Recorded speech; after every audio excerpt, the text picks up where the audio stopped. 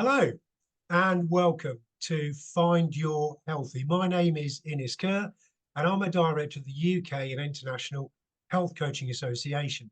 And today I'm speaking with Dean Hodgkin.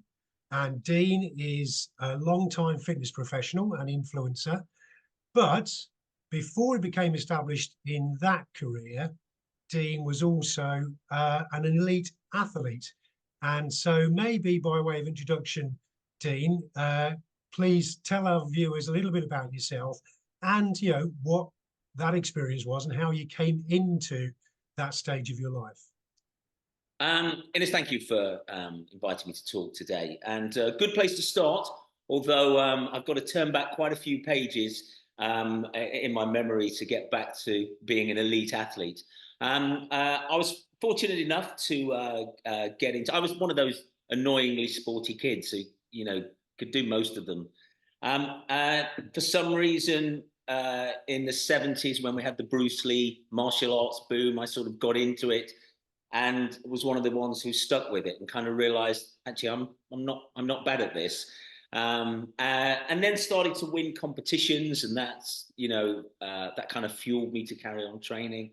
Got selected for junior international level. So so I was, a very keen martial artist, sport karate man. Got to a point where, strangely, I was at university studying mathematics. Thought I was going to go into probably teaching or possibly banking, one or the other. But I took the option of a sandwich course, because what I didn't want to do is just do maths and then come out and think, right, what do I do now? So the idea was to get a year in industry. That year in industry was, as I was just turning 21. So, which meant going from the junior British team onto the senior team, which was a massive step. So I actually went to my course director and asked if I could just take the year off to train. To which he surprisingly said, well, yeah, okay, just don't tell anybody.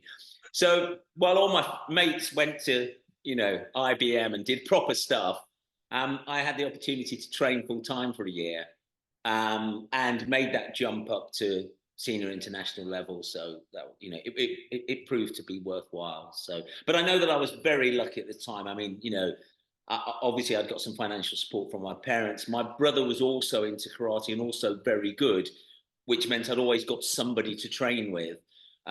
So everything sort of fell into place, really. I had a couple of friends who'd got their own businesses who let me do some work on the odd day when I needed to, so I'd got some pocket money. So I was very lucky that, everything sort of fell into place and allowed me to, to see. And that was the reason, really, when I came out of uni, rather than dashing into a job, I just thought, I don't want to get to 30 and wonder how good I might have been. I thought, I've got to give it a go. And then luckily that was 85.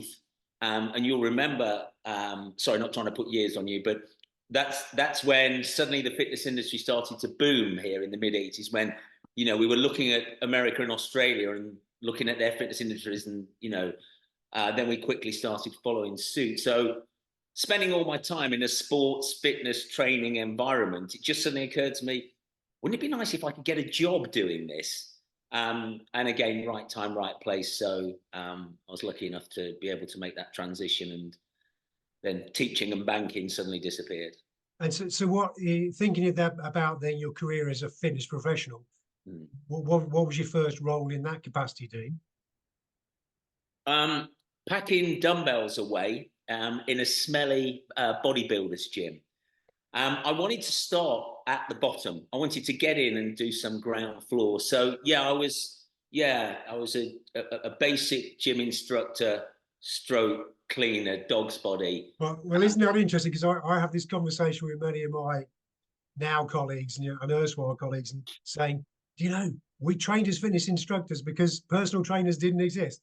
Yeah, they were a thing that we saw in the States and eventually came over, but and all of that subsequently has happened in our career time, which is fantastic for general health and well-being. Speaking of which, so Find Your Healthy is, I hope, a campaign that these conversations might inspire our listeners to go and try something new or different, or that maybe they haven't done. So, Dean, for yourself then, these days, what would you say is your kind of go-to for your Find Your Healthy? It's a really good question, particularly at this time, because I hit 60 last June and was possibly in the best shape I've been in for a long time. I was training at least every day, sometimes twice a day. Felt absolutely great. Was even toying with the idea of fighting again because I just was, I just felt good, and seemed to be doing okay. And then I suddenly got a twinge in my hip. I thought, I'm trying to kick too much, and I've maybe got a hip flexor injury, and I left it. It rapidly got worse. Then I was thinking this might be a little bit more than just a tweak. So I thought I better go and get it looked at. They sent me for a scan, and then I'm sitting with an orthopedic surgeon who says, "Yeah, you've got advanced osteoarthritis. You need a hip replacement." Wow.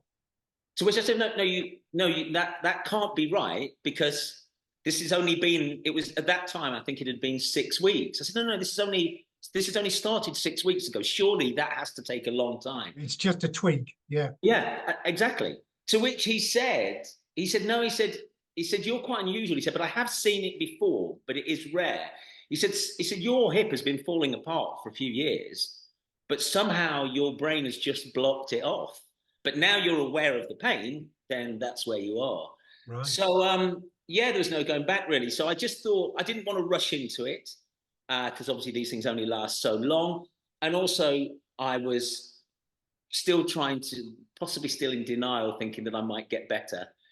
But once it got towards Christmas and I wasn't going out to meet anybody, because unless I could park right in front of the door, I couldn't really walk anywhere. So beginning of January, I had the full hip replacement. And so finding my healthy now has very much been that challenge of becoming active again, the rehab, and moving on from there, which it's been an incredible experience because, you and I have been in this industry for a long time. And I'd like to think we know what we're doing. We know our customers. But to have that opportunity forced upon me to go back to being an absolute beginner again, yeah, has been really quite useful, not just in terms of building, resilience and testing my character, but in terms of professionally, actually now appreciating, right, okay, how does this work? What do I need to? And so those things that I take out of that that I sort of, I've been trying to post on social media my journey to try and encourage people. And each week I've sort of had a theme, to try and share what I've been doing. And obviously things like positivity. I mean, the key things are being committed and consistent.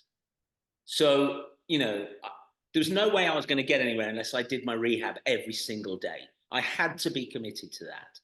And then in terms of consistently trying to not do too much, but do a little bit more, and then relishing those small gains as the journey sort of went along. And that's what I mean about being able now to appreciate, working with other people, either directly or through trainers, but how important it is to recognize and reward those small gains, because that's something that's really kept me going. And then also, like I say, looking at it sort of globally, I've got a better perspective now. And one thing I do know, I absolutely took it for granted that I could just jump around.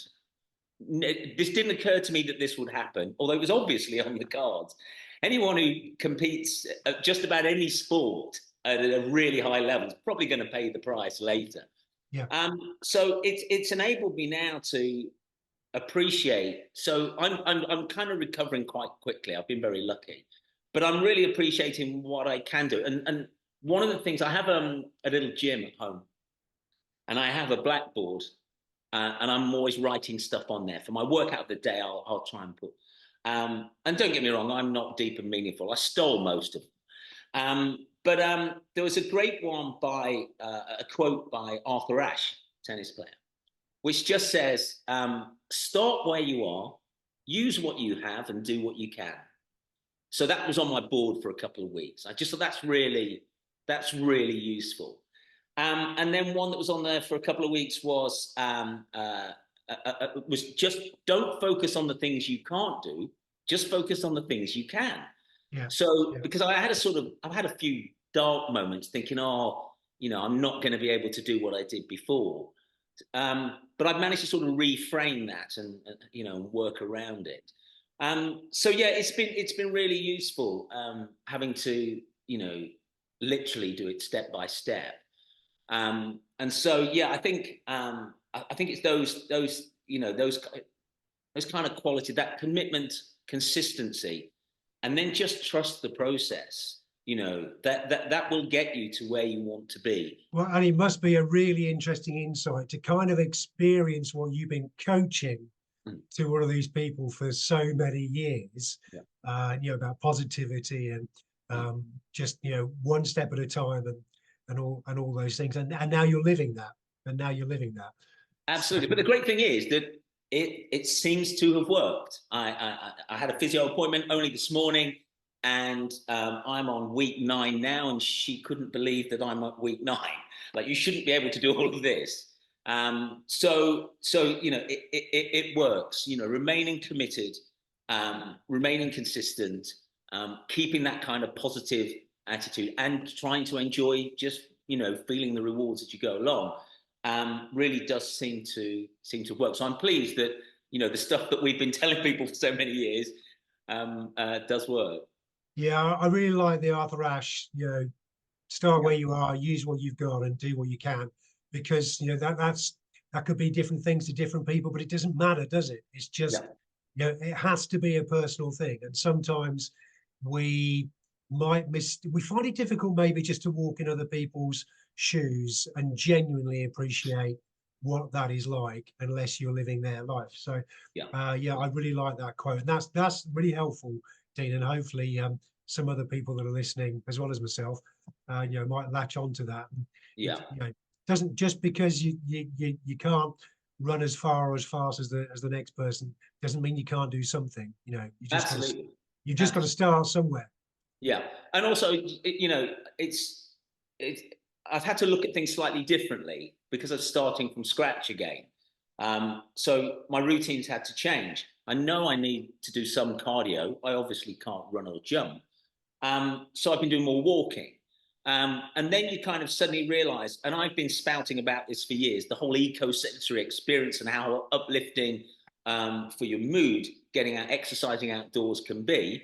And then I'm out there doing it. And then, as I say, finding comfort in realizing, yes, I've not been talking rubbish. It really does feel good. You were literally walking the talk, Dean. There you go. There you go. Absolutely. But I think during COVID, I think there were plenty of people discovered this, didn't they? That getting outside for an hour really can make a difference. So I'm probably doing a little more outdoorsy stuff now as well. Yeah. Good. Well, listen, Dean Hodgkin, thank you so much for sharing your experience and sharing those insights.